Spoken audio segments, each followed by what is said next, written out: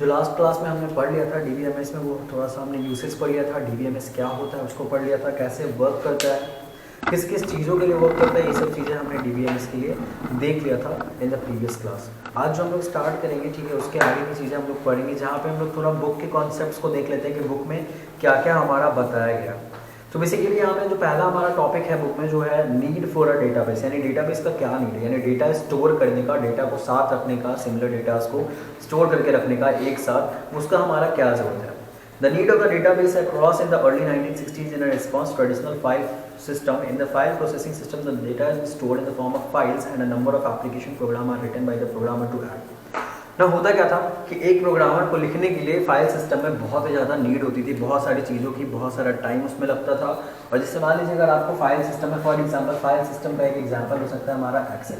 अगर आपको एक एक्सेल में डेटा स्टोर करनी है, यानी कि एमएस एक्सेल में अगर आपको डेटा रखनी है, स्टोर करनी है, तो आपको 1 बाय 1 करके सारे डेटाज को लिखना पड़ेगा। उसके बाद फिर उसके प्रोग्राम, मतलब पूरा प्रोग्राम आपको लिखना पड़ेगा। और अगर वो बहुत ही ज़्यादा लंबा है, अगर आपको मान लीजिए कि एक अगेन मैं एग्जांपल दूंगा इंडियन रेलवे सिस्टम का, तो अगर वैसी डेटाज को आपको मेंशन करनी है ना एक्सेल, तो ये बहुत ही ज़्यादा मुश्किल होता था, ठीक है। यानी कि जो फाइल सिस्टम है हमारा, फाइल सिस्टम यहाँ पे किसी एक डेटा को मैनेज करना, यहाँ पे किसी एक डेटा को रखना, वो बहुत ही मुश्किल होता था।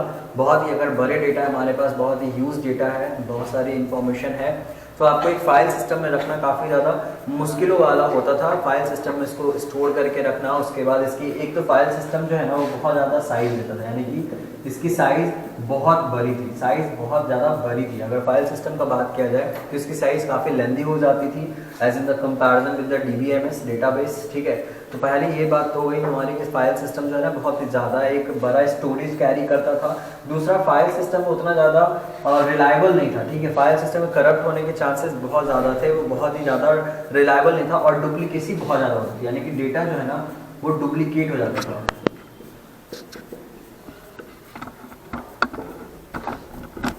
डेटा डुप्लीकेट होने के भी चांसेस बहुत ज़्यादा होते थे, यानी कि जो डेटा डुप्लीकेशन है, यानी कि डेटा रिडंडेंसी इसको हम लोग कहते हैं, in the term of DBMS इसको रिडंडेंसी कहते हैं। तो फाइल सिस्टम में डेटा रिडंडेंसी होने के चांसेस बहुत ज़्यादा होते थे।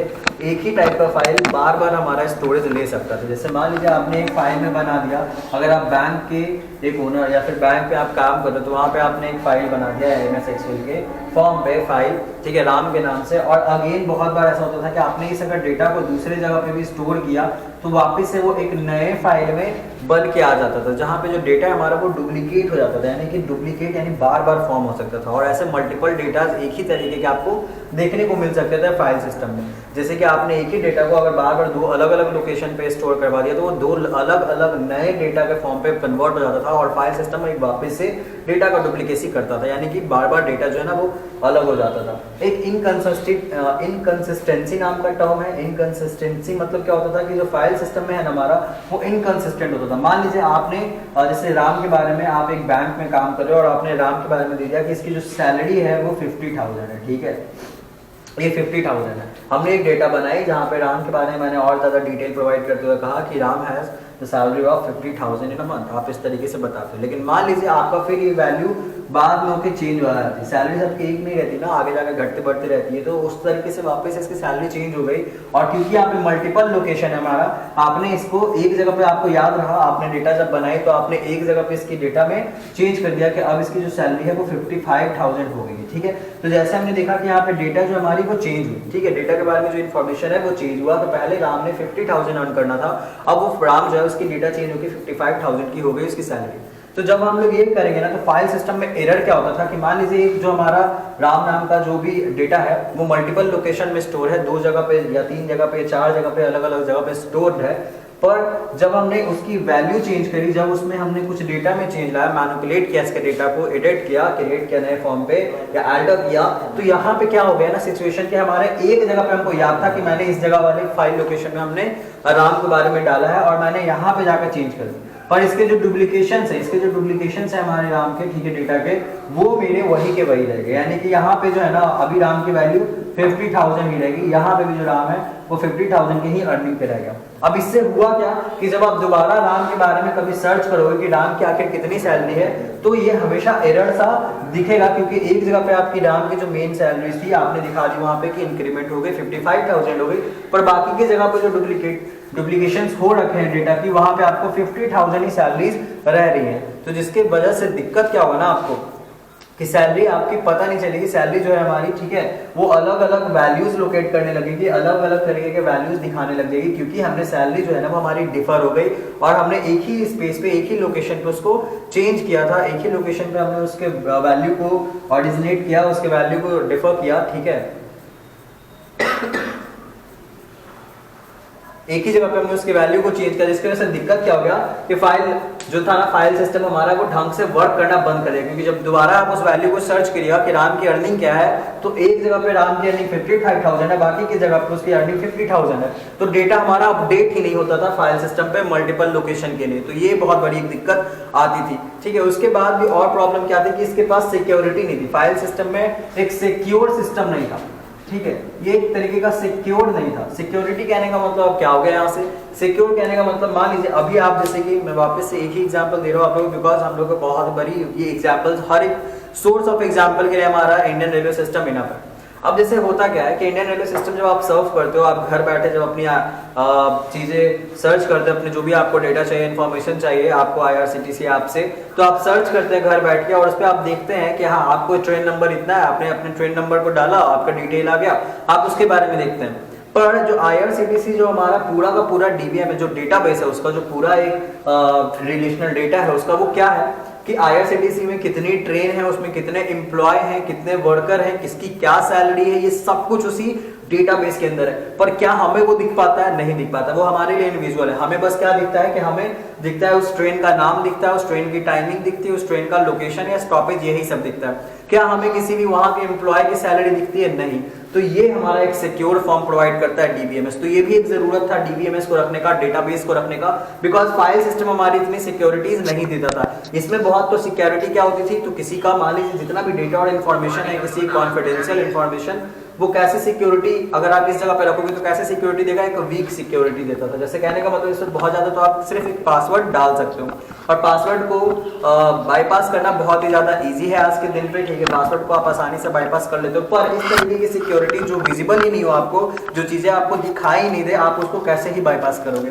तो जैसे आप ऑनलाइन किसी भी एक साइट पे जाते हो जो कि इंडियन रेलवे सिस्टम का है, तो वहां पे सिर्फ आपको ट्रेन की टाइमिंग दिखाएगी या ट्रेन की लाइव लोकेशन, यानी जो उतना ही चीज दिखाया जाएगा जितना वहां से जो हमारा एडमिनिस्ट्रेटर है वो आपको दिखाना चाहेगा, जो हमारा एडमिन है उस डेटाबेस का, जो वो दिखाना चाहेगा आपको, बस उतनी ही चीजें आप देख सकते हैं, उतनी चीजें एज अ यूजर आप उसको पा सकते हैं। यानी कि अगर जो हमारा एडमिनिस्ट्रेटर है वो सिर्फ इतना दिखाना चाहा कि हमारी ट्रेन की टाइमिंग क्या है, ट्रेन का लोकेशन क्या है, ड्यूरेशन क्या है, तो इतनी ही चीजें हम देख पाएंगे। क्या उसके ज्यादा हमारी जो सैलरीज है किसी एम्प्लॉय की वो हम लोग देख पाते हैं? नहीं। उनका घर कहाँ है, उनका एड्रेस क्या है, लोकेशन क्या है, ये सब हम लोग देख पाते हैं? नहीं। किसी भी एम्प्लॉय की अगर फोन नंबर निकालनी हो तो क्या हम लोग IRCTC से निकाल सकते हैं? बिल्कुल नहीं निकाल सकते। वो सब एक सिक्योर है, वो अगर हमको दिखेगी भी नहीं कि वैसी चीज एग्जिस्ट करती है। पर जो IRCTC है उसमें सब कुछ एग्जिस्ट करता है, उसके अंदर कितने वर्कर हैं, कितने को क्या काम है, कितने को क्या वर्क असाइन है, किसकी कितनी सैलरीज है, सब कुछ दिखाई देती है, पर हमें नहीं विजिबल होती। तो एक काइंड ऑफ बहुत secure network, secure database provide करता है हमारा DBMS। तो ये भी एक जरूरत था हमारे DBMS का, क्योंकि वो एक सिक्योरिटी प्रोवाइड कर सके हमारे इंटायर सिस्टम को। दूसरा क्या है ना, हैंडलिंग इसको इजी है। मान लीजिए आपको ना कभी कुछ डेटा में चेंजेस करने हो, फॉर एग्जांपल आपने अगर फाइल सिस्टम लिया, जो हमारी फाइल सिस्टम होती थी, उसमें अगर आपको चेंज करना है डेटा, ठीक है, कुछ अलग से नया चीज रखना है, तो आपको क्या होगा कि पूरा एक तो नया फिर से लिखना पड़ेगा, उसको सेव करना पड़ेगा, उसके बाद हम लोग उसको इस्तेमाल कर सकते हैं। पर इसमें क्या है ना कि आपको बस एक छोटी सी प्रोग्राम लिखनी पड़ेगी, आपके सब कुछ वही, और चाहे तो आप बीच में ही कहीं पे भी उसको फिट कर सकते हैं, एक नया नाम देके, एक नया प्लेस देके। तो नया प्लेस एलोकेट कर सकते हैं इन द DBMS किसी भी जगह पे, पर फाइल सिस्टम में चीजें पॉसिबल नहीं थी। अब मान लीजिए आपको दोबारा कोई चीज फाइंड करनी है, आपने एक डेटा बना दिया, आपको फाइंड करना है एज ए एडमिनिस्ट्रेटर, आपको फाइंड करना है बहुत बड़ी डेटा में कि जो मेरा कोई इंसान था, ठीक है, मान लीजिए कोई एक इंसान है, उसकी सैलरी ही आपको फाइंड करनी है, फिर उसका नाम फाइंड करना है कि हमको अब इसको निकाल के देखना है कि इसके पास क्या क्या अर्निंग है या नहीं है। तो उस जगह पे आपको फाइल सिस्टम में सर्च करना बहुत मुश्किल होता था, ठीक है, आपको मैनुअली सर्च करना पड़ता था एक एक करके। पर यहाँ पे कुछ नहीं है, आपको बस एक फाइंड कमांड होती है, आप उससे सर्च कर सकते हैं, ठीक है। तो DBMS इसके लिए भी आसान था चलाना, यानी कि यूजर फ्रेंडली था, काफी आसानी से आप इस्तेमाल कर सकते थे। उसके साथ मल्टीपल डेटा को आप यूज कर सकते थे, मल्टीपल लोकेशन पे इसको इस्तेमाल किया जा सकता था। इसको कॉन्करेंसी कहते हैं। अगर आप इसको क्या कहते हैं, आईटी सेक्टर्स में इसका नाम जानोगे तो इसको कॉन्करेंसी ऑफ डेटा कहते हैं। कॉन्करेंसी ऑफ डेटा कहने का मतलब ना, फाइल सिस्टम में क्या होता था समझते हैं इसको। कॉन्करेंसी क्या होता है, फाइल सिस्टम में जब भी आप कोई एक डेटा सर्च कर रहे हो या फिर डेटा जो भी इंसान कर रहा है तो वो एक बार में एक ही कर सकता है। यानी कि अगर आपके पास ये है एक्सेल सीट है तो आप गए वहां पे डेटा मतलब चेक करने के लिए, आप बैठे अपने कंप्यूटर या लैपटॉप या जहां कहीं भी हमारी फाइल सिस्टम स्टोर्ड है, आप उसमें गए अपने विंडोज पे और देखा आपने, ठीक है, और एक एक करके आपने मैनुअली उसको सर्च किया, ये हो गया फाइल सिस्टम। लेकिन क्या IRCTC जो ऐप है आप घर बैठे देख नहीं सकते हो, आसानी से देख सकते हो? क्या एक बार में आप अकेले ही उसको देख रहे हो? नहीं, ये भी पॉसिबल नहीं है। बहुत सारे लोग, मल्टीपल नंबर ऑफ लोग एक साथ में उसको सर्व कर रहे होते हैं, देख रहे होते हैं और उसको यूज कर रहे होते हैं। तो क्या इससे कोई प्रॉब्लम होती है? बिल्कुल नहीं होती है।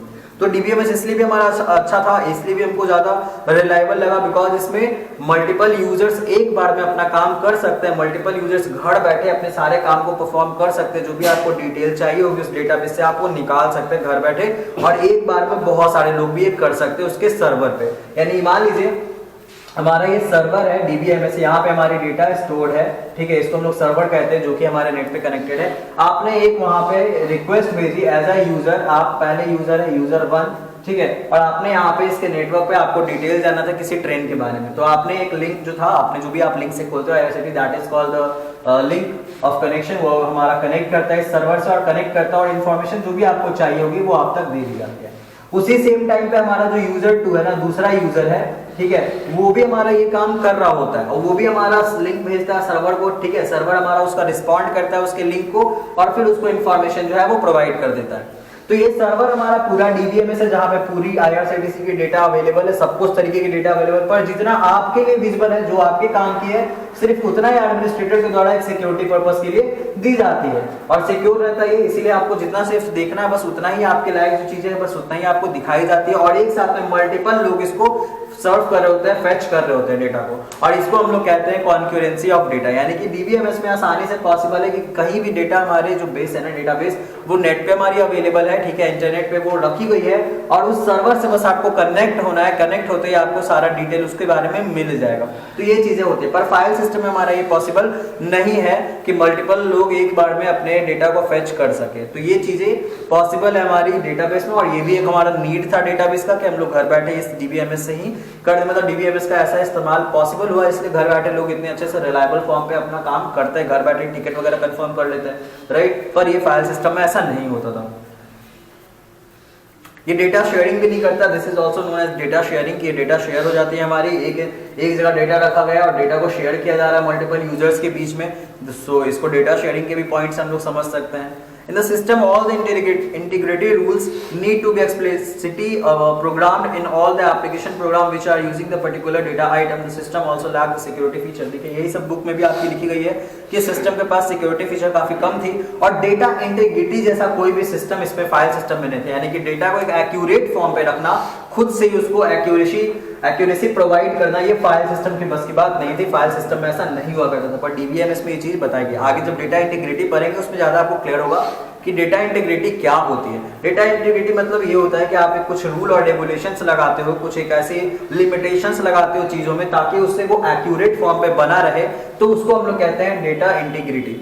और DBMS में डेटा इंटीग्रिटी बहुत अच्छे से है, बहुत अच्छे से इसको रिलायबल फॉर्म पे इसको चलाई जाती है। आप आगे जाके देखेंगे इस लेक्चर में ही, आगे जब हम लोग पढ़ेंगे चैप्टर में, तो डेटा इंटीग्रिटी आएगी हमारी, उसमें हम लोग डिटेल में समझेंगे चारों डेटा इंटीग्रिटी के बारे में। पर यहाँ पे बस इतना समझ लीजिए कि कांस्टेंट दिया जाता है, एक लिमिटेशन दिया जाता है, ताकि DBMS को, जो डेटाबेस हमारा, उसको एक सिक्योर और एक तरीके से क्या कहते हैं उसको, हाँ, लिमिटेशन करने के लिमिटेशंस लगा दिए जाते हैं इसमें, ताकि वो एक एक्यूरेट फॉर्म पे हमें मिले।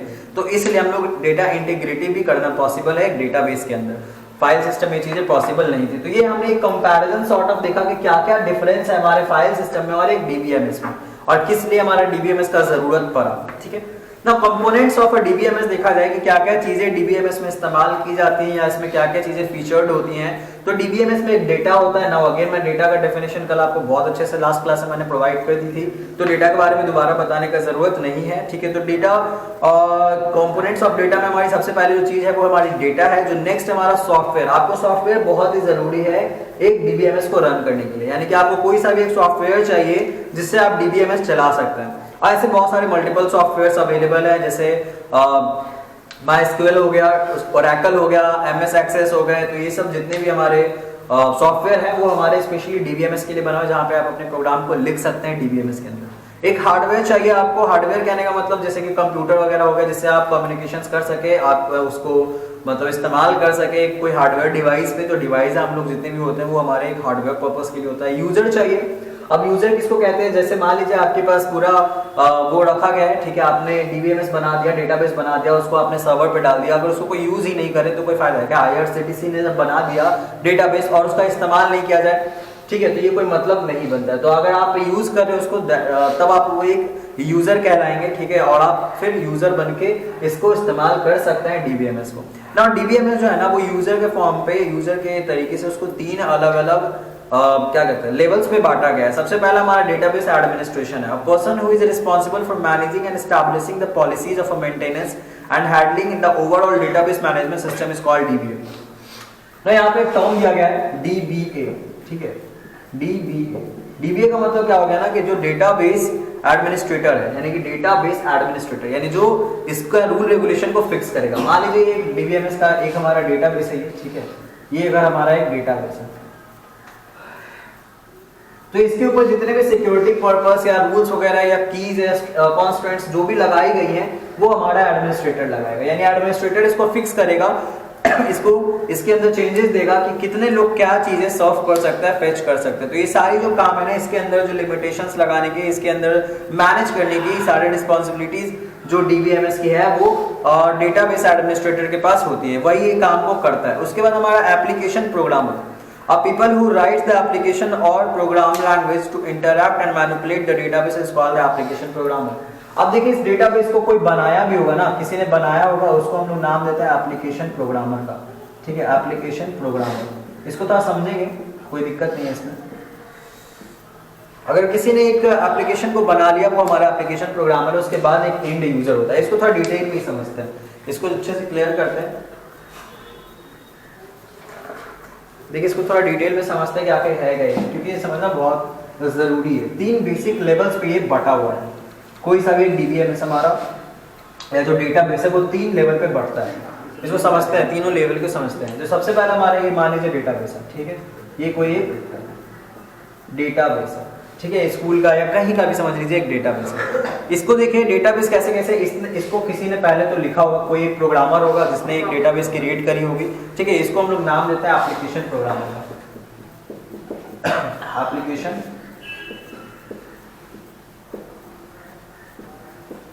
ठीक है, अब इस डेटाबेस को कैसे बनाना है, इसमें क्या करना है, सब कुछ हमारे एप्लीकेशन प्रोग्रामर ने एक क्वेरी लिख के दी होगी, एक क्वेरी बनाया होगा, जिसके बाद ये डेटाबेस कंप्लीट हुआ। तो पर्सन जिसने ये पूरी क्वेरीज या एंटायर डेटाबेस को बनाया स्कूल के लिए, ठीक है, स्कूल के लिए बनाया कोई एक प्रोग्रामर ने, तो उसको हम लोग कहेंगे एप्लीकेशन प्रोग्रामर। इसके बाद इसमें जो नेक्स्ट आएगा इंसान वो क्या होगा, हमारा डीबीए, ठीक है, डीबीए ना। डीबीए कौन होगा, जो डेटाबेस एडमिनिस्ट्रेटर होगा, यानी कि जो इसको मैनेज करेगा। अब ये इसका काम क्या था, किसने प्रोग्राम बना दिया।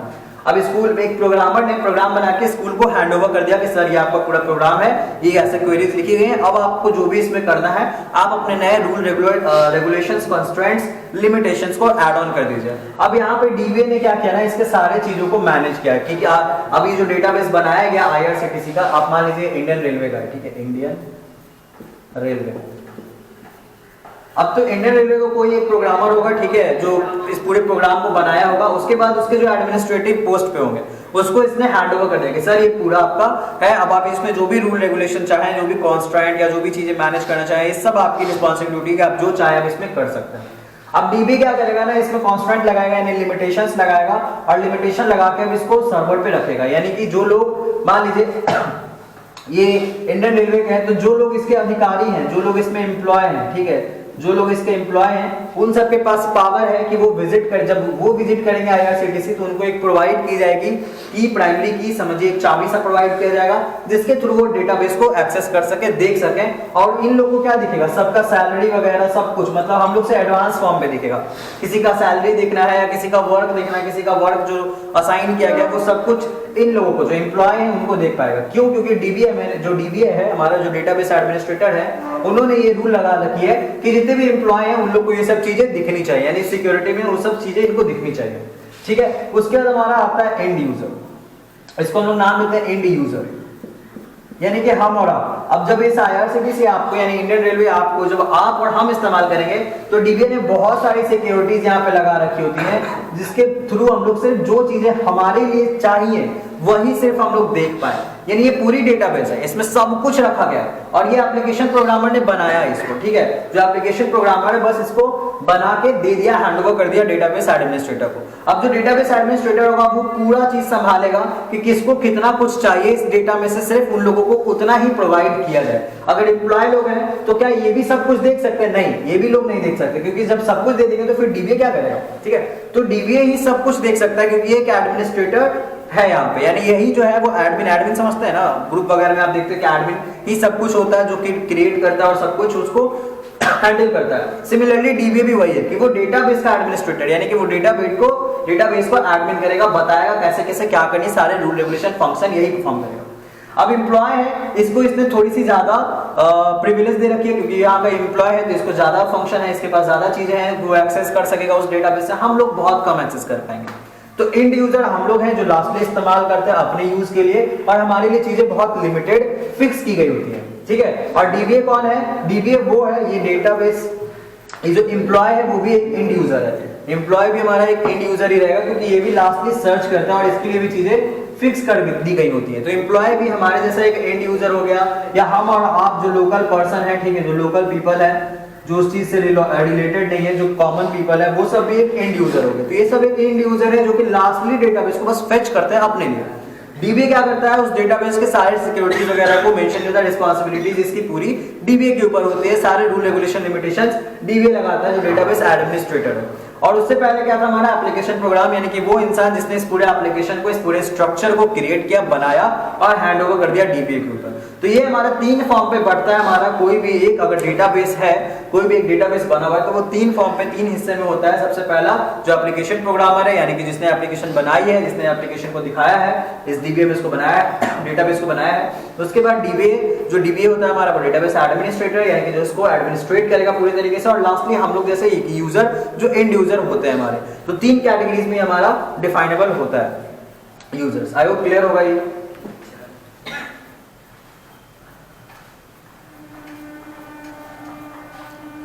ठीक है, अब देखते हैं थोड़ा सा आगे जो इसके टॉपिक है वो हमारा फीचर्स ऑफ अ डेटाबेस। एक डेटाबेस में उसके क्या क्या फीचर्स होते हैं, क्या क्या चीजें आपको देखने को मिलेगी डेटाबेस के अंदर, वो एक बार देखते हैं हम लोग, ठीक है। तो डेटाबेस जो है ना वो हमारा 2 तरीके से बटा होता है। जो डेटाबेस है वो हमारे टेबल्स के फॉर्म पे होता है, इसको हम लोग RDBMS भी कहते हैं, ठीक है। डेटाबेस में बहुत सारी और चीजें होगी, जो हमारा ऑब्जेक्ट ओरिएंटेशंस करके हमारी स्टार्ट होती है। और जो डेटाबेस है वो हमारा 3 फॉर्म में होता है ऊपर में, ठीक है, जो कि हायरार्किकल डेटाबेस कहते हैं हम लोग एक को, हायरार्किकल मॉडल ऑफ डेटाबेस, जो दूसरा है हमारा नेटवर्क मॉडल ऑफ डेटाबेस, और तीसरा है हमारा रिलेशनल मॉडल ऑफ डेटाबेस। तो जो रिलेशनल मॉडल है हम लोग उसके बारे में पढ़ेंगे आगे, क्योंकि यही हमारा टेबुलेशन फॉर्म पे होता है। और हायरार्किकल सिस्टम उसमें कैसे डेटाबेस को उसको कैसे रखा जाता है डेटाबेस में, वो फॉर्म को हम लोग देखने के लिए हायरार्किकल और नेटवर्क देते हैं, जो कि आपके बुक में नहीं है, तो उसको पढ़ने का जरूरत अभी हमें नहीं है, ठीक है। तो रिलेशनल डेटाबेस समझिए कि वो एक टेबल के फॉर्म पे कोई भी अगर डेटा को बनाई जाती है, वो डेटा को हम लोग कहते हैं relational database management system, RDBMS। उसी के बारे में हम लोग पूरा जो टेबल पढ़ते हैं ना वो पूरा RDBMS का ही पार्ट है। तो जो भी डेटा देखिए यहाँ पे टेबल्स के बारे में लिखा है, features of a database to let you manage your data are as follows, यानी कि फीचर ऑफ डेटाबेस क्या है कि आप कैसे डेटाबेस को रखते हैं, एक अपने जितने भी डेटा है उसको कैसे रखते हैं डेटाबेस के अंदर, उसी को हम लोग कहते हैं फीचर्स ऑफ डेटाबेस। ये टेबल के फॉर्म पे रखाता है, हमारा जो भी स्ट्रक्चर क्रिएट होता है वो एक टेबल के फॉर्म पे होता है। It is the building block of any relational database model where all the actual data is defined and entered. A database consists of many tables, that is relations consist of all the sets of intersection of records and the fields. Different type of operation are done on a database such as storing, filtering, retrieving and editing of data. It is also known as a file, और इसको file के नाम से भी हम लोग जानते हैं। अब देखिए क्या होता है टेबल, मान लीजिए हमारा इस तरीके का एक टेबल है, ठीक है।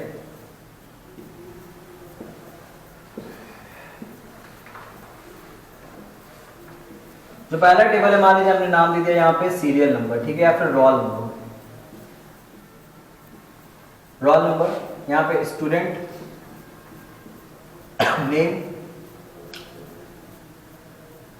ठीक है, उसका एड्रेस हमने डाल दिया यहाँ पे, DOB डाल दिया हमने यहाँ पे, और फिर हमने लास्ट में डाल दिया उसका मोबाइल नंबर, या कॉन्टैक्ट इन्फो, जो भी आप बोलते हैं ना कॉन्टैक्ट इन्फो, उस तरीके से ये हमने एक टेबल बना दिया जो कि इसका हमने नाम दे दिया स्टूडेंट टेबल। इसका नाम क्या दे दिया हमने? Student table. यानी आपने एक टेबल बनाया जिसका नाम आपने स्टूडेंट टेबल दे दिया। और इसमें देखिए स्टूडेंट टेबल में क्या होता है ना, कोई भी आप टेबल बनाएगा तो वो किसके फॉर्म में होगा?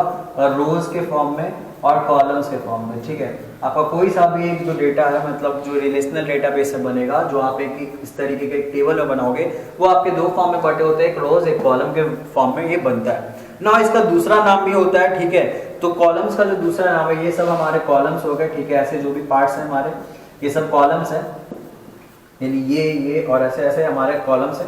और इस कॉलम्स को हम लोग दूसरा नाम देते हैं फील्ड का, FEILD, फील्ड का नाम देते हैं हम लोग इसको। जो हमारे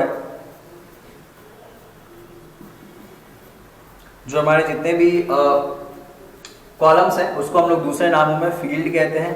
ठीक है, इसको हम लोग कॉलम भी कहते हैं, कॉलम का ये दूसरा नाम है। और ये जो पूरा पार्ट है आपका, ये आपका रोज कहलाता है, रोज। इसको हम लोग टपल के नाम से भी जानते हैं। ठीक है, तो रोज को हम लोग टपल के नाम से भी जानते हैं, और इधर इसको रिकॉर्ड्स भी कह सकते हैं। तो देखिए एक ही चीज, अगर कहीं भी नेक्स्ट टाइम से टपल लिखा गया हो या फिर रिकॉर्ड लिखा गया हो तो समझ जाएगा कि ये आपके पूरे रोज के बारे में बातें की जा रही है। जो ऐसा ऐसा हमारा वो रोज है, और इस तरीके से जो है वो कॉलम है, उसको फील्ड कॉलम कह सकते हैं, या फिर इसको एट्रीब्यूट के नाम से भी जानते हैं। जो आपका कॉलम है उसी को हम लोग एट्रीब्यूट भी कहते हैं, कि एट्रीब्यूट ऑफ अ टेबल। तो एट्रीब्यूट ऑफ अ टेबल कहने का मतलब ये उसका एट्रीब्यूट हो गया, यानी जो भी कॉलम्स में डिसाइड की जाती है चीजें, वो सब आपकी एक एट्रीब्यूट्स कहलाती हैं। तो एट्रीब्यूट्स या फील्ड या कॉलम का मतलब हमारा सेम है, रोज टपल और रिकॉर्ड का मतलब हमारा सेम है। यानी कि अगर आप यहाँ पे कुछ भी लिखते हो, जैसे आपने यहाँ पे लिखा श्याम के रोल नंबर है ना, रोल नंबर आपने लिखा 0 और उस इंसान का नाम आपने दे दिया श्याम। ठीक है, तो ये जितनी भी चीजें हैं ना, वो आपकी क्या कहलाएगी? रिकॉर्ड कहलाएगी। कि रिकॉर्ड क्या है उसका, कि रोल नंबर 1 है, उसका नाम क्या है, कि वो श्याम है। तो ये सारी पार्ट्स आपके रिकॉर्ड या टपल या फिर रोज के नाम से जानी जाती है। इस तरीके से हमारा एक डेटाबेस डिफाइनेबल होता है कि वो एक टेबल के फॉर्म पे रहेगा, उसमें फील्ड और कॉलम रहेगी। ठीक है, जो कि हमारा अपसाइड डाउन है, और हमारा जो रोज है वो इस तरीके से। तो इसको हम लोग रोज, टपल और रिकॉर्ड और फील्ड और कॉलम और एट्रीब्यूट के नाम से जानते हैं। तो यही आपके फीचर्स ऑफ अ डेटाबेस कहलाती है, कि डेटाबेस हमारा इसी फॉर्म में बनता है। ये डेटाबेस को हम लोग कहते हैं रिलेशनल डेटाबेस मॉडल या RDBMS। जो रिलेशनल डेटाबेस मॉडल है वो हमारा इसी पे बनता है। आई होप ये क्लियर होगा।